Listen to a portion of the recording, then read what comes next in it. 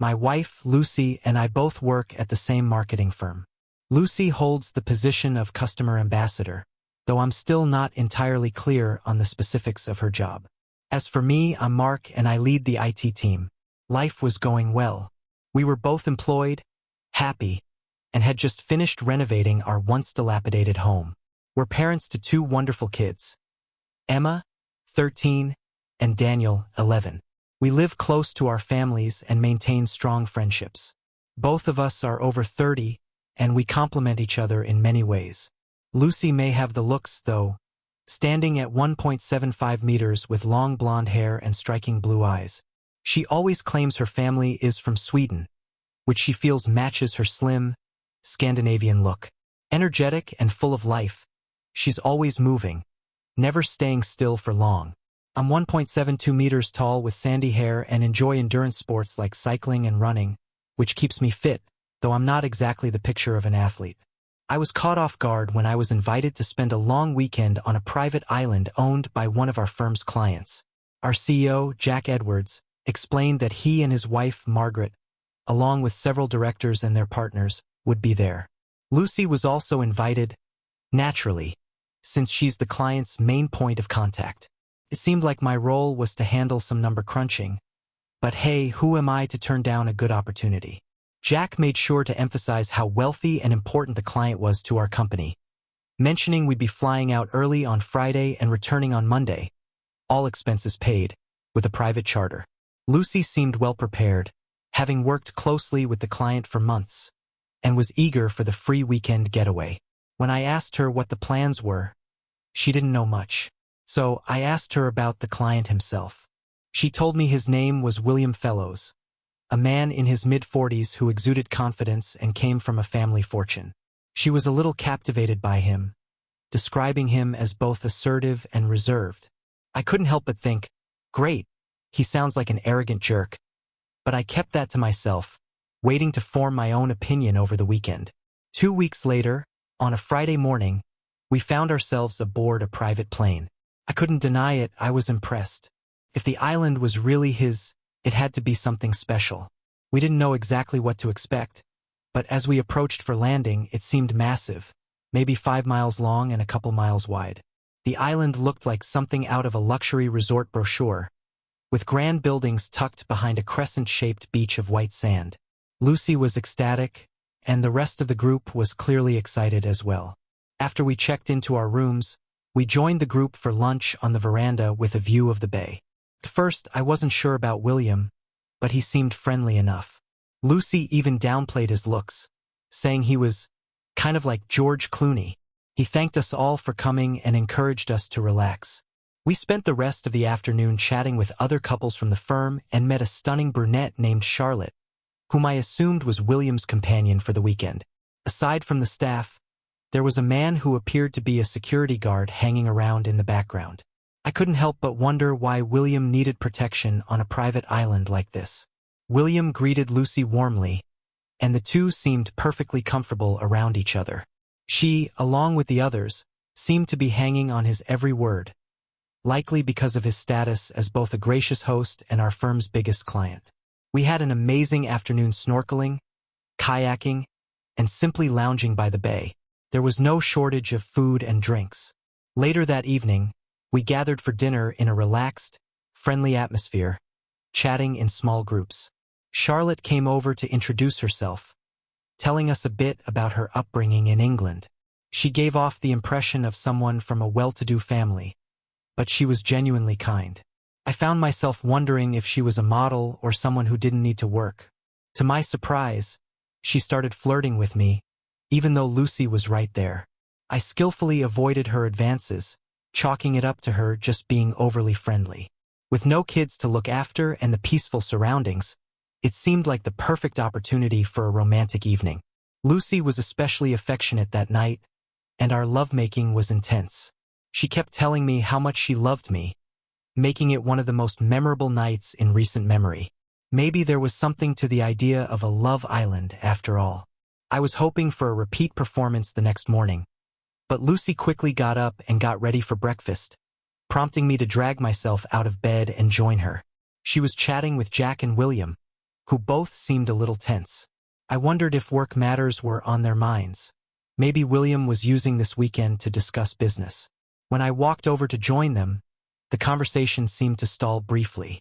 After a quick snack, the rest of us headed out for another relaxing day by the pool. Saturday evening came, and as we headed out for dinner, I couldn't help but notice that Lucy had really dressed up for the occasion.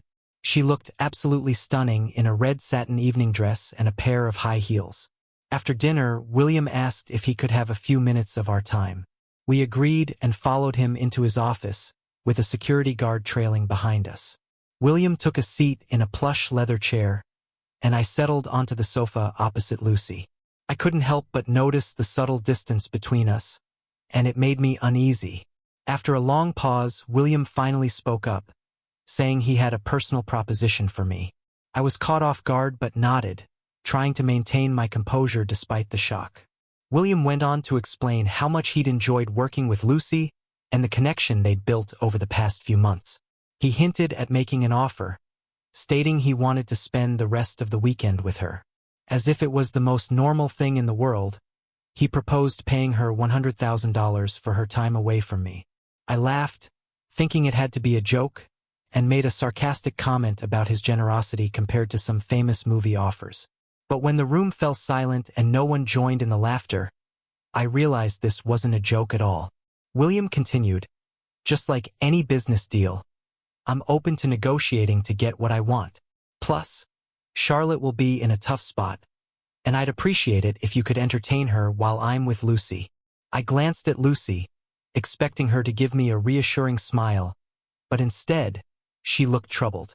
"This isn't a joke, Mark," she said, her voice firm. "William invited me to join him, and I think we should really think about this offer." My immediate reaction was to lash out, but before I could say anything, the security guard had moved in close. I was taken aback by how quickly he'd positioned himself. William pressed on, assuring me that Lucy was fully on board and asking, "What harm could it do? We all have a great time, and you get a significant amount of money in return." I turned to Lucy, unable to hide my disbelief. "Maybe the difference in the offer is because Demi Moore didn't settle for that kind of deal," I muttered. Lucy winced at my comment, but wisely didn't respond. My mind was racing, and my breathing was getting heavier. I glanced at the guard, whose eyes were now fixed on me. His posture had changed, and I could tell he was ready to step in if necessary. I didn't know what to do. "What's your name?" I asked, my voice tight. "You look like you've been in the military. I imagine you deal with situations like this all the time." "Shane, sir," he replied calmly. "I can't discuss this, but if you were to attack your boss, I'm confident I could handle you." Shane flashed a smile, likely trying to diffuse the tension. Turning back to William, I shot back, "Good thing you brought him along, or else I might have knocked you out by now." William didn't seem fazed. "Let's not rush, Mark," he said, his voice still calm. "This decision matters." Lucy interjected, urging me to think it through. "Think about it, Mark. Just a few days, and the money could change everything for us." I felt a wave of devastation. It was clear now that Lucy was on board with the plan and may have even instigated it. "Tell me, Lucy," I asked, my voice shaky. "Was it the money that made you agree to this?" She didn't answer. I pressed on. "I bet Charlotte was offered as an extra incentive." "Who is she, really?" "A paid companion." William didn't hesitate. "Charlotte is a close friend of mine. She's also an elite escort who only takes on contracts that interest her. I assure you, you'll have an unforgettable experience with her." Lucy flinched again, but said nothing. "Well, William," I said through clenched teeth, "you can take your money and shove it." And just as I spoke, Lucy revealed her true feelings. She told me that it was her decision and that it was only about physical pleasure. She explained that both she and William were curious about exploring with others, but assured me that their connection was purely mutual admiration and wouldn't affect the love we shared. She even said that Charlotte and I would enjoy the experience as well. I stood there, stunned, slowly realizing the magnitude of the situation. "Lucy," I said, my voice trembling, "I want exclusivity. It means more to me than you might understand." You've betrayed me. This feels like a conspiracy I didn't even know was happening. If you go through with this, I'll never be able to trust you again. Lucy quickly responded, dismissing my feelings. You're overreacting, Mark, she said. I've always been honest with you. I told you what I wanted, and it's not a big deal. This affair will happen, but I'll come back to you afterward. Fully devoted. Think of the benefits, financial gain, vacations, new experiences for our family. Don't use the kids as an excuse. Money isn't what motivated me. I think you secretly want this affair, too.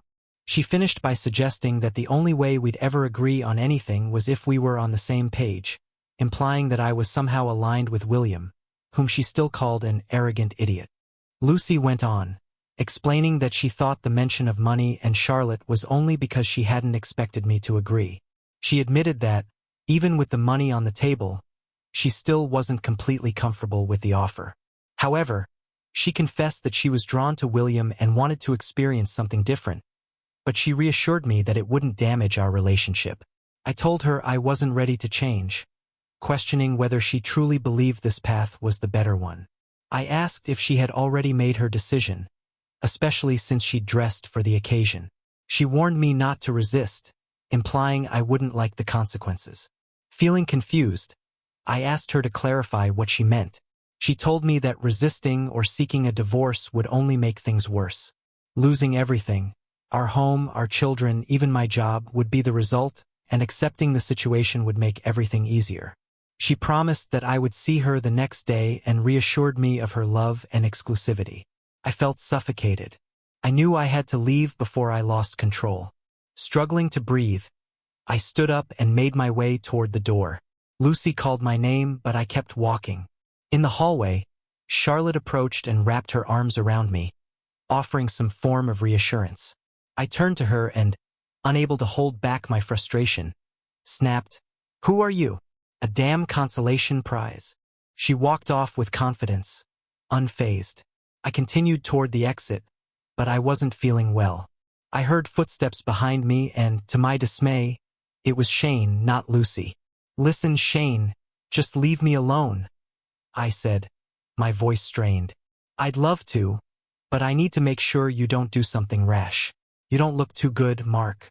Just sit down, pull your knees up, and focus on your breathing. Take it slow." Feeling weak, I didn't have the energy to argue. It felt like an eternity, though it was probably only a few minutes before I started to calm down. I noticed Shane sitting next to me, silently watching. "Thanks.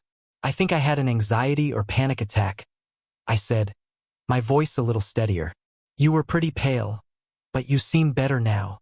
Shane paused. "So, any idea how to get out of this mess?" "You can't leave today," Shane said bluntly. "There's no way off the island. The boat's not leaving, and the plane's already gone. You could try radioing for help, but a cheating wife doesn't exactly count as an emergency. I'm glad you see her as unfaithful. She doesn't get it, and honestly, I'm starting to doubt myself. What should I do? I can't even confront him now because of you. Sorry about that. I'd step aside, but it would cost me my career." After a pause, Shane suggested, "Think about your next move carefully. Whatever you choose, it can wait until Monday. It's like military strategy. Keep quiet, don't reveal your intentions. The problem is, I'm completely lost. They've got everything figured out, and I'll just have to endure tomorrow and Monday while you babysit me." Shane thought for a moment before responding. "There's a cargo ship coming Monday morning. You could hitch a ride and avoid the plane with everyone else. They can't stop you. Nobody wants to be accused of kidnapping. I can go with you. That's tempting, but this deal is losing its charm. I don't like being on the wrong side, even if it's lucrative." "Okay, that's helpful. I just need to get through tomorrow. How about we go for a hike around the island tomorrow morning to clear your head? And think about Charlotte. She seems nice and you've got nothing to lose. If you don't want to go back, you can crash in one of the booths tonight." "No, I think our room's empty. I'll head back there. Maybe she'll change her mind." Of course, she didn't. To my surprise, I managed to fall asleep, probably from sheer exhaustion. The next morning, I changed into my workout clothes and hurried downstairs, hoping to avoid everyone and go on that hike with Shane. Unfortunately, the moment I entered the dining room, everything fell silent. I grabbed some fruit quickly, and I could hear murmurs of reassurance that everything would be fine. Then CFO John Cousins and his wife walked over. "Mark, we've all been through this. Just go with it," John said, his tone almost too casual. "It's not personal. He does this with other wives, moves on, and he's really generous." When he said that, I noticed his wife's neck flush red. Just then, Lucy and William entered the room. She looked completely satisfied, radiant even, until she saw me. Her smile instantly faded. She let go of William's hand and walked toward me, clearly intending to kiss or hug me. I held her at arm's length, scanning the room. God, I thought, what an idiot I've been. Everyone knew what would happen before this weekend even started. What a fool I am. I turned and headed for the door. Lucy, desperate, called after me, "Please stay, Mark. Let's talk with the group and have another good day together." I glanced around the room again. All eyes were on me. Some filled with anticipation, others clearly amused by the scene. "No," I said firmly. "He paid for you and he can keep you. But before I leave, I need to address the group.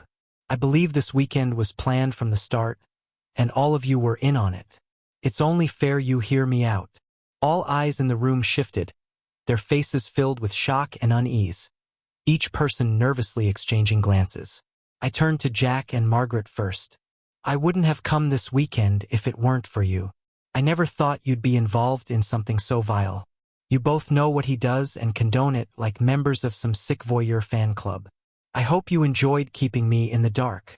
Their awkward shifting made it clear this wasn't part of their plan.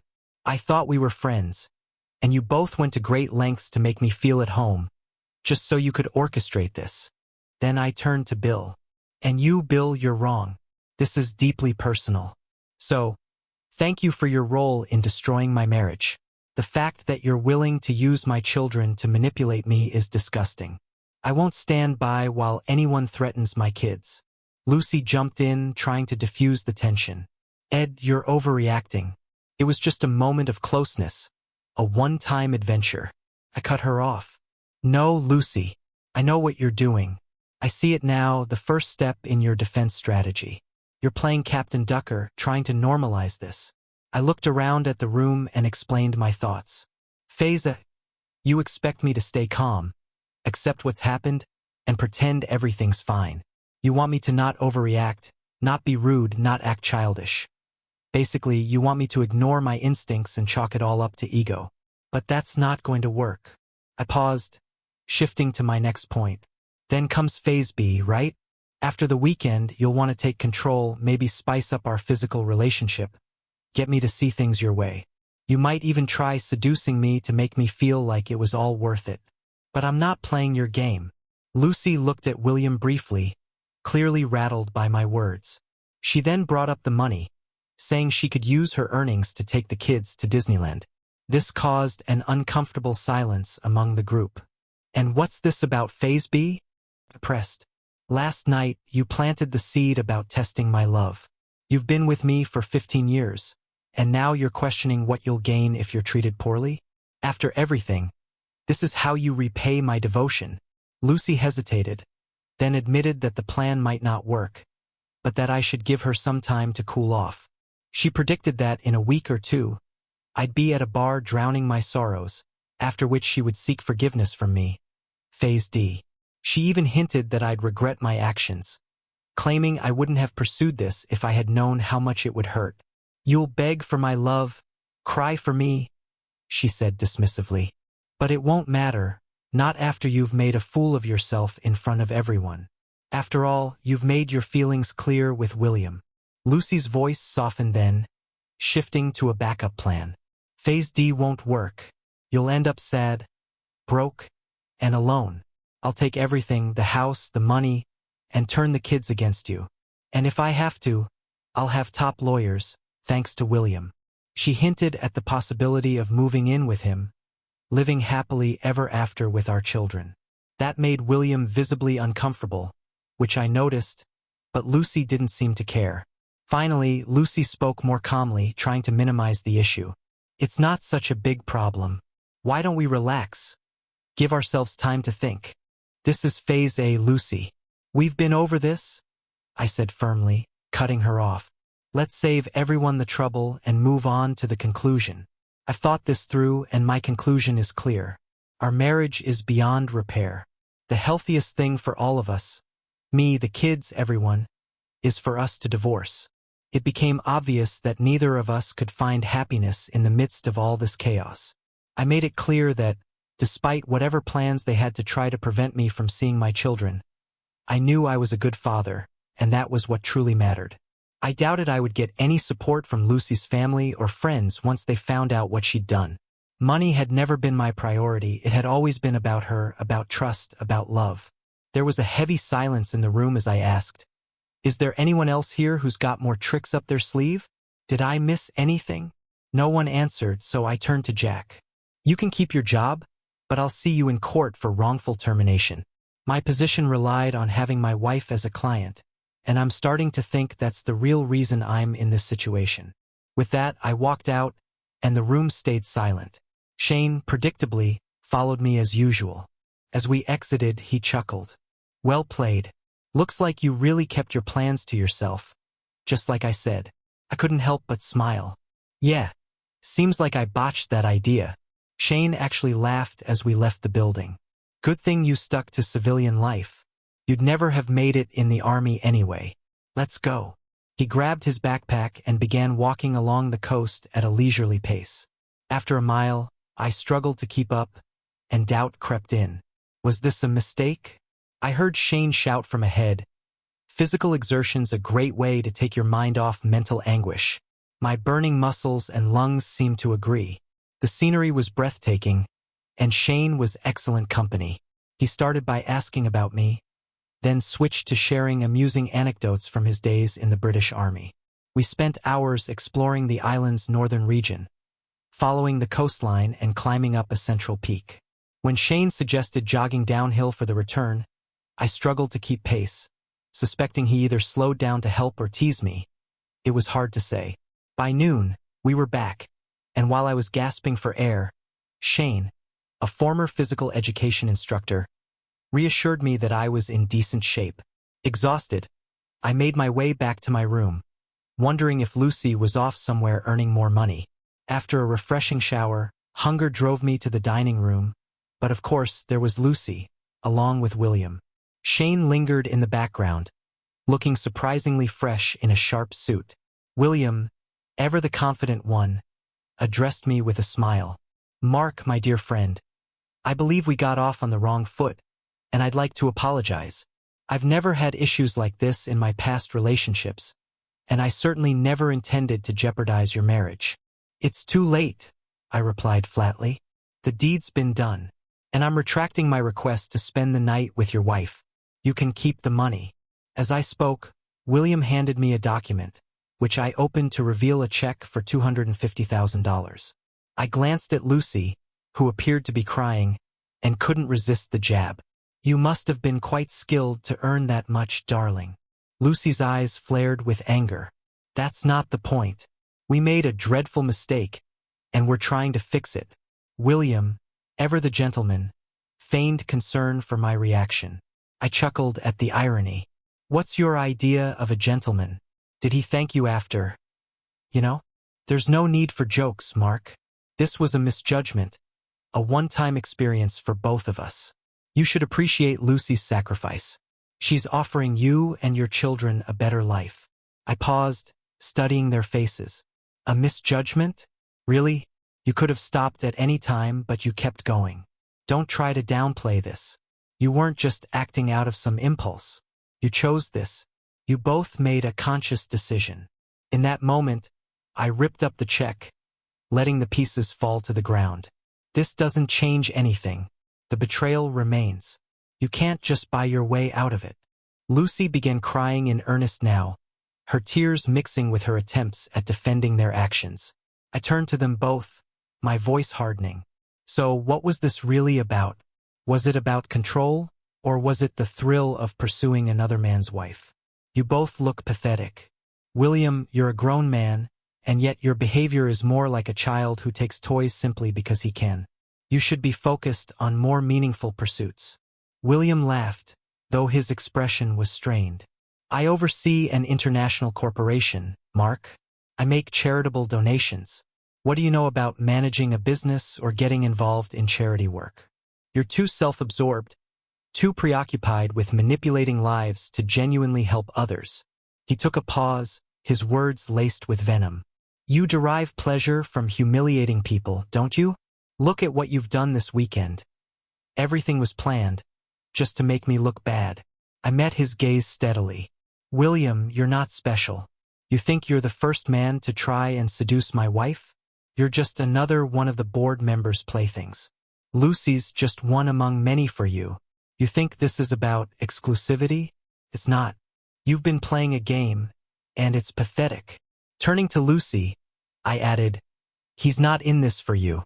He's in this for himself. He's involved with every other board member's wife. You're nothing more than a conquest, another notch on his belt. I looked back at William, my voice calm but firm. Grow up, William. You have everything: money, power, but it doesn't make you happy. You need to find real relationships, not this meaningless drama. You could use your wealth for something good, but instead you choose to be an arrogant, unpleasant man. Maybe it's time you look in the mirror and ask yourself who you really are. I saw him falter for the first time, his speech stuttering as the facade cracked. Then I turned to Shane. Get this mess out of my sight before I have to do something drastic. Shane hid a small smile before addressing William with a calm demeanor. I think it's time for us to leave, sir. Your safety might become an issue if we stay any longer. Once they were gone, I grabbed a snack and made my way to the beach, needing some solitude. Just as I thought I was finally alone, I spotted Charlotte, reclining in a hammock, absorbed in a book. If she had been beautiful before, her smile now made her utterly radiant. I approached her, unsure of how to start. Apologies for last night, I began, though the words felt hollow in the moment. She looked up at me, her smile softening. No need for apologies, Mark. I knew what you were going through. I was sure you'd accept the offer. But after hearing your speech this morning, I understand now. Your reaction was completely understandable. And I have to say, your words were exceptional. I couldn't agree more. When you left, Lucy broke into tears, and I've never seen William look so embarrassed. I savored every moment. Oh, I'm sorry. I shouldn't have said that. Considering your situation, I replied, a hint of sarcasm in my voice. Thank you, I appreciate that. I'm just relieved things are becoming clearer. I'm tired of hearing this is nonsense. You see, William has no idea how to handle you. He's never faced rejection before, and he's not used to dealing with ethical dilemmas. Has he already offered you more money? Yes, just before I came down. $250,000. What a fool. I told him it wouldn't work, but he's used to throwing money at problems until he gets what he wants. He'll face consequences for this, both professionally and personally. Charlotte listened attentively, nodding as I shared my feelings about my marriage and children. She was clearly well-educated and perceptive, and her surprise at Lucy's actions was palpable. I didn't expect this, especially given how content your marriage seemed. Do you think there's been discontent for a while? Or maybe some kind of open arrangement? I paused, considering her question. No, it's just an unexpected betrayal. She's completely taken by this man. He has a certain charm, a charisma that's hard to resist. But it's all surface level if you catch my drift. We talked more, and I felt a bit of relief wash over me as Charlotte's understanding tone gave me a sense of clarity. You really care about her, don't you? Charlotte said softly. Your response to the proposals and what you said at breakfast, it must be devastating. I shrugged, a bitter smile on my lips. I regret getting involved in this mess. It's not your fault, she reassured me. I just need to get through one more night. After that, I can escape all of this. She smiled again, a warmth that momentarily distracted me from the tension. Well, maybe I can help you with that. Dinner that evening was surprising. Lucy wasn't seated next to William anymore, and I noticed her efforts to engage me fell flat. As dinner progressed, I politely rebuffed her attempts at conversation. When she suggested we go to bed early, I declined, citing other plans.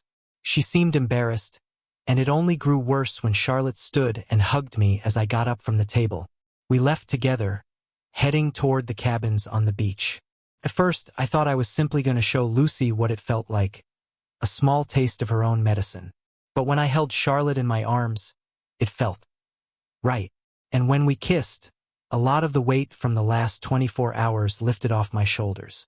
I wrestled with the pull of my own morals, my sense of right and wrong, but when I looked at Charlotte, I found myself thinking Lucy has already broken our vows. I had an incredible night with Charlotte. It wasn't just her physical beauty, it was something deeper. She carried an air of serenity, an allure that was hard to ignore. Every movement of hers seemed deliberate, flawless. She had a way of captivating attention, and surprisingly, I didn't think about Lucy at all. I didn't feel guilty. The image of Lucy with William had wiped any lingering feelings of remorse from my mind. I was able to enjoy myself. After a boat taxi to the airport and the usual flight home, I picked up the kids and tried to make the best of the weekend. I spun a vague story about a disagreement between Lucy and me, but reassured them that we could have dinner together.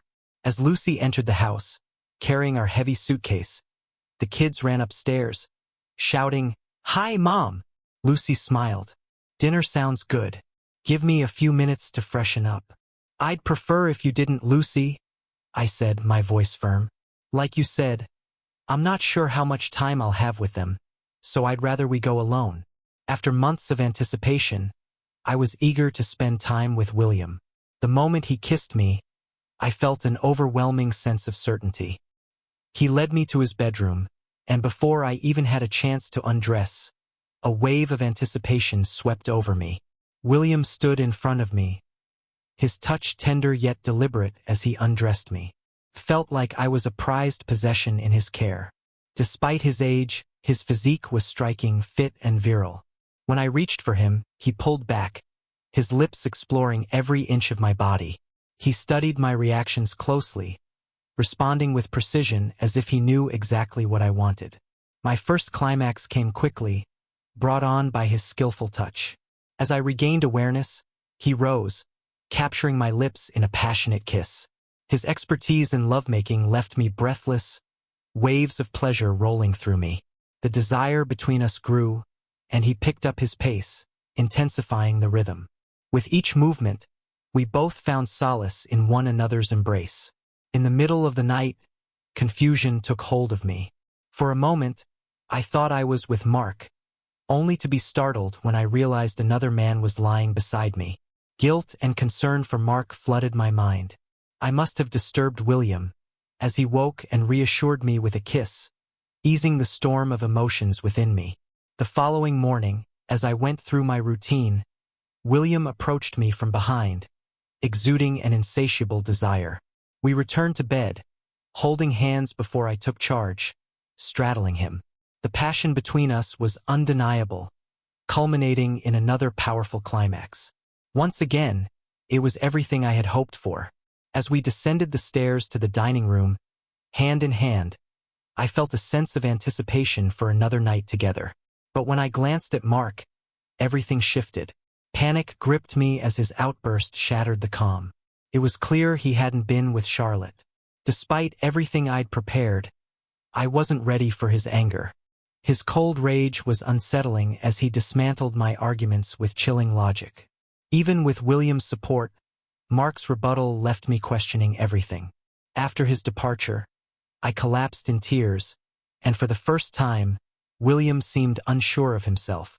I tried to locate him, but he was nowhere to be found. Jack and William suggested offering more money, but when we presented it to Mark, I was stunned by the outcome. William's once commanding presence had all but disappeared, leaving him feeling small and irrelevant. His authority, which I had once accepted without question, now seemed utterly undermined. Despite his assurances that we could still have fun without jeopardizing my marriage, everything seemed to unravel. I erupted into a furious, irrational outburst, assuming I could extend my stay on the island and enjoy myself further. But Jack's calm, cutting words stopped me cold. "Don't be foolish, Lucy. If you want any chance at saving your marriage, seek forgiveness. Your words need to be sincere. He doesn't seem likely to change his mind." I couldn't deny the truth in his words. During breakfast, I was even more surprised when Jack told William that things would never be the same. He praised Mark's decency and told William he didn't deserve any of the pain we had caused. Jack urged William to mature, to take responsibility for his actions. Later, I was shocked to see Mark at dinner. Despite my attempts to speak with him, he ignored me completely. When he left with Charlotte, a wave of devastation washed over me. I considered chasing after him, but what could I possibly say? I had encouraged him to leave, rationalizing the encounters I'd had on the trip. Anger and betrayal mixed within me, particularly when I recalled my own actions with Mark. The knowledge that our indiscretions had been planned and were widely known made the guilt all the more overwhelming. I began to wonder if mutual wrongs could somehow repair our relationship. The flight back home marked the moment when I realized the true gravity of my marriage's collapse. Mark had found a way to leave the island before us. I hadn't properly talked to him since that night. The weight of my actions was sinking in, and the guilt became unbearable. I even tried to rationalize it. Who would turn down that kind of money? My tears flowed uncontrollably, edging toward hysteria, and Jack and Margaret began to worry about me. Once home, Mark was there but refused to have dinner with me or the kids. I managed to hold it together until they left, and then I broke down again. The exclusion from the meal felt like a dark omen of my future. When I finally regained composure, I struggled to figure out what to say when Mark returned. Everything I thought of seemed like a repeat of what he had already expressed. The embarrassment made it difficult to seek advice from anyone. Later that evening, the kids retreated to their rooms, absorbed in their video games and phones. I watched Lucy in the kitchen, sensing a new distance between us. She approached me, her voice almost a whisper. "Can we talk? I mean, really talk?" I shrugged, recognizing that we needed to face this eventually. "So why drag this out?" "I'm sorry, Mark. I swear it was just a one-time thing, and I'll be yours again, faithful as before the weekend. I did it for the money. It could change our lives as a family. I did it for us." "You did it for yourself," he snapped. "We were fine. Money wasn't an issue. You couldn't wait to jump into his bed. You must have enjoyed the fancy dinners, the attention. Everyone had a good time, Lucy. You're overreacting. It shouldn't mean anything. Cut the excuses, Lucy. This nonsense, and you know it. This wasn't some casual slip-up. It was a planned betrayal, arrogant, selfish. All the traits I can't stand. And now I loathe you." "So, you did the same thing to that woman?" I asked, my voice thick with tension. "No," he replied firmly. "I did it because nothing else seemed to break through your indifference. You couldn't see how much this was hurting me. I wouldn't have even thought about it if I had a faithful wife. I wanted you to feel my pain, to really understand it. But I didn't scheme like you did. I didn't make myself look like a fool to everyone. Speaking of which," I said, my voice cutting through the tension, "how long did your secret scheme take? Was this your first time with him?" Her eyes widened, and she seemed to realize the gravity of my question. Slowly, she responded, "That was our first dinner together." I felt his interest right away. Jack and Margaret were subtly probing, asking if I was intrigued. We all dined together, and for the first time in my marriage, I felt drawn to someone else. He was confident, magnetic. I knew it was wrong, but I resisted. I tried to avoid an affair. But then William floated the idea of opening up our relationship with you. We discussed it briefly, but I knew you wouldn't agree. Then he proposed this plan, thinking money would sway you. As the trip neared, I became nervous. He suggested bringing Charlotte into it, thinking it would make you more agreeable. I wasn't thrilled by that, but by then, I just wanted it to happen. I thought, even if you didn't fully support it, we could recover. But at breakfast, when you said what you did, I realized the consequences of my actions. "Was it worth it?" I asked, my voice quiet but firm. Lucy sighed, her shoulders slumping. No, definitely not. I got swept up in the moment. I listened to him, and I never meant to hurt you. Unintentional pain straight to phase D, I said, a wry smile tugging at my lips. You seem to be enjoying this. Your energy during breakfast said it all. Now you're just telling me what I want to hear. Sorry, but the honest answer is yes, I enjoyed it. He was good. It wasn't about being bigger or better. It was just different. It was exhilarating, a new thrill, and I couldn't resist. He's very skilled, but it was a one-time thing. Please don't destroy us over a single mistake. I found myself smiling, despite the tension. That's exactly how I'd describe what you've already done, shattered our family over a one-time act. It's all on you. Lucy hung her head, her voice trembling. You're right. It's all my fault. I'm deeply sorry. I love you with all my heart. Well, not entirely, I shot back. Part of it went to him. And even if you claim otherwise, your love wasn't enough to keep me faithful. How can I trust you again? I asked, my voice cracking under the weight of everything we'd been through. I was so trusting because I never imagined you capable of this, he said, the words tasting bitter in his mouth. I feel like I don't even know you anymore. I can hardly look at you, let alone pretend like this never happened. Lucy recoiled, stunned. You can't claim to love me, she said softly. I know, I whispered. I never imagined losing you. I agree, she said, her voice thick with emotion. You only thought about yourself and your desires. You neglected me and the kids. But sometimes, love isn't enough. I took a deep breath, trying to calm myself. Even if we decide to stay together and pretend this didn't happen, things will never be the same. You've shattered the trust we had, the bond we shared. You know that better than anyone. We still care about each other and we care about the kids. But I can't understand how you could hurt me like this. She looked at me, her eyes filled with tears. I love you, Mark. I made a huge mistake. I'll do anything to fix it. But don't ask me to get divorced just to appease you. I feel like you broke my heart too with the things you said, the things you threatened. That's not love. Lucy sat in silence, the weight of everything hanging heavy between us. She was clearly unsure of what to say next. After a long pause, I finally spoke. We need to talk about the kids, I said quietly. I believe children are better off in separated families than in dysfunctional ones. From that perspective, divorce might be the best option. She nodded, her face a mask of regret. I agree. You should have custody. But don't try to keep them from me. It's for their benefit too. They listen to you more. You're better at setting boundaries than I am. I furrowed my brow, taken aback by the irony of her statement. And they're already testing you. It's better for both of us, for their sake, if I stay in their lives. Lucy shrugged, but her voice lacked conviction. Seriously, Lucy, regardless of what happens, don't try to keep the kids from me. Don't alienate me. I'm not a bad father. I love them. I'll fight you tooth and nail if I have to. Spend every dime on lawyers, and we'll tear each other apart in the process. She nodded, her eyes softening. I would never do that. You're a wonderful father, and they need you. They'll want you to keep taking them on trips, coaching them in all their sports. I turned to her, surprised by the sincerity in her words. For a moment, it felt like she wasn't trying to manipulate me or justify her actions. Be careful, Lucy, I warned. You're pushing phase D now, even though you know who I am. Why?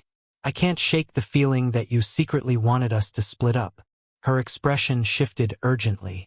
God, no. I don't want that. There's no excuse for what I did. I became selfish. I convinced myself I could get something more, something to hold on to, and it backfired.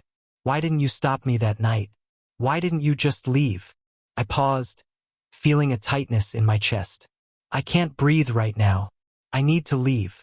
My thoughts felt disconnected, and everything that mattered before seemed insignificant now. The fact that she chased after another man, regardless of the cost, made me realize that I had already lost her. This conversation ended us long before you ended up in his bed. Maybe it was over the moment you started planning everything. You spent weeks talking to him, preparing. Letting you go without trying to stop you made it easier to accept. It was the beginning of the end. There's no turning back from that. Lucy was silent for a long moment, and I could tell she was processing the gravity of what I had said. Finally, I spoke again. The marriage crumbled in less than 4 days. We divorced, and honestly, we didn't need counseling. I think you didn't want to justify your actions. It's a shame in a way. I hoped that a professional could help you see how wrong it was. But you did keep one promise, and in the end, we split time with the kids about equally. You even confessed to them that everything was your fault, without going into details. They were old enough to understand and could choose where they wanted to stay. It was that age when parents became the taxi drivers and loan sharks.